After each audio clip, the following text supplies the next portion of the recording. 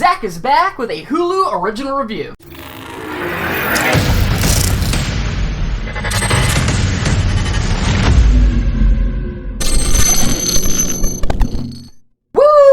Into the Dark episode for a holiday, and it's scary. It's not that scary. It's kind of shitty, actually. The holiday for this episode is obviously Mother's Day. It's called Delivery, you guys.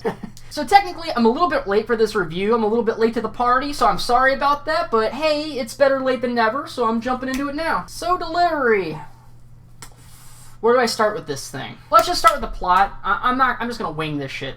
Let's get into the plot. Delivery is about a mother imprisoned by a psychopath. This lady is 9 months pregnant and she's ready to burst, and this psychopath wants to take this woman's child and raise her as her own. I guess she can't have children right now. And that's basically the gist of the story, and it's pretty simple, and simple isn't bad. And to be honest, simple plots make fantastic horror movies. Misery.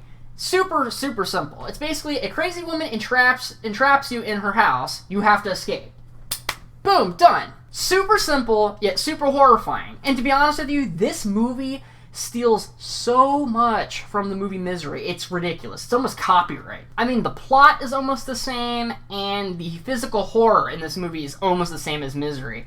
I mean, for God's sake, they even have the same exact hobbling scene from Misery in this movie.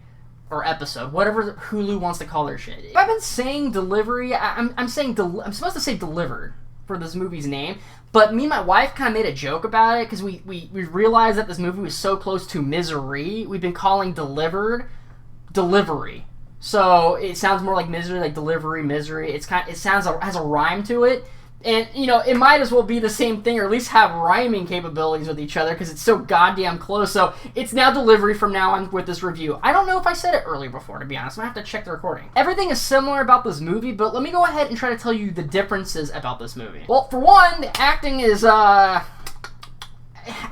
no other easy way to say it. It's fucking horrible. It's horrible acting. This acting is just goddamn awful. It's not even close to Misery at all. Don't even compare it. That's why I don't even want to compare these movies, because it almost like forsakes the name of Misery. But they're just so similar, and you could tell that they're copying off of them, so I'm gonna go ahead and do it. The acting's actually pretty bad, especially from the psychopath in the movie, the bad guy, the antagonist, played by Tina Margino? I think that's how you pronounce it. She's not really that important, so I don't think I need to even remember that name ever again. And no one really should remember this name, because the only other movie that people will remember her in is in Napoleon Dynamite. She's the awkward girlfriend of Napoleon in that movie.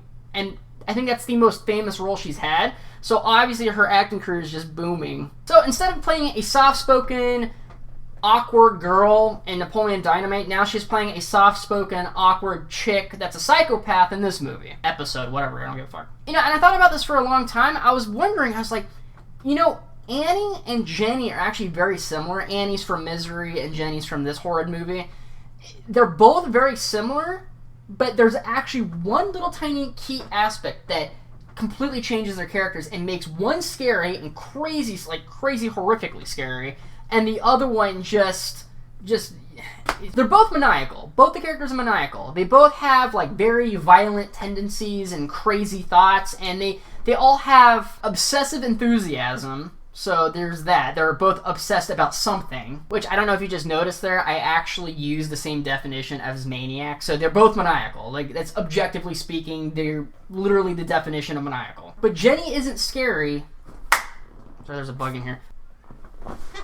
But Jenny isn't scary, and Annie is frightening, and here's why. And the simple answer is that Jenny is actually very predictable, and Annie is chaotic. That's the only difference. That's seriously like one of the only difference between them, except for the acting. But other than that, like plot elements and how the characters are supposed to be, that's the difference. And the culprit for Jenny's predictable behavior is her desires. And her desires is to have a baby. That's her desire in this movie. So what entails for her to get what she wants?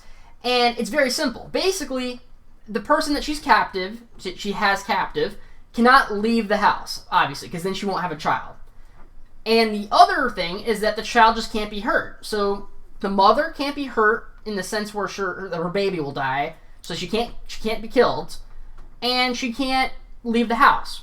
Those are the only two things that you have to worry about with Jenny. Because those things are so predictable, and as long as you don't leave, and as long as you don't fuck with a kid, you're cool. She's not going to do anything to you. You're fine. You're A-okay. Now, Annie from Misery has a totally different desire. She wants Paul Sheldon to write a book to her liking. That requires the victim, Paul Sheldon, to virtually be a mind reader. If he fucks up this book and does something that she does not like, that might trigger her to go crazy insane and attack him or do something else super drastic. And that makes all the difference in the world when it comes to horror. With Jenny, there's a line that you know not to cross. It's visibly there, it's right there, don't cross the line, you won't get hurt. But with Annie, there's actually an invisible line somewhere that you don't know about. So you have no clue where you're stepping, and if you step on the landmine, boom, you're dead. That's just like the saying, better the devil you know than the devil you don't. And other than that, other than Jenny just being a less exciting, less brutal, less, actually more predictable version of Annie, and being a horrible actor, which is another big issue, there's a third wrong issue, a third big issue with this particular story. Everything that happens in Delivery is brutally abrupt. Like, you get no time to kind of sulk and kind of feel what just happened. I feel as the director is either new at directing or just, I don't know what is going on, but he never gives any time for anything to like marinate in the juices of what he just created, which he should. I mean, even death scenes in this movie lack any emotion, and it's because it's so abrupt. Something will just happen, like someone just get hit with an axe, boom! Next scene, we're moving on to something else, we're talking about something else, like, bro, what just... Someone just died. A character that I knew just died. Can I, like, see what's going on with that? Nope, moving on to the next scene, moving. It's like just, he's like speed running in a video game, except with directing a movie. It's weird. I mean, it's like that for the entire movie. This abruptness, it's like emotion for the main character, the bad guy, deaths, it's just everything in this movie is very abrupt. And it sucks all the emotion and the sort of, like, just the feels to the movie. And it just... There's no scares. There's no emotion. It's so brittle and just, ugh. I give Delivered, I give Delivery, Misery, an F. It deserves an F. Take that F. Run with that F, Hulu. That F is completely deserved. This movie sucked. It was a ripoff, and you fucked up the ripoff. Come on now. Let's not do that. And thank you guys so much for watching. Please like, share, comment, subscribe, and do all of that YouTube business. Click the little bell for notifications. And until next time, you guys, see ya! That's my baby. Look at this cuteness. That's a little orange in your hand. Or what is that? Mango. Mango. Why does she look like... Why does she have a do-rag on? Say bye. Bye. Bye. Okay. That was cute.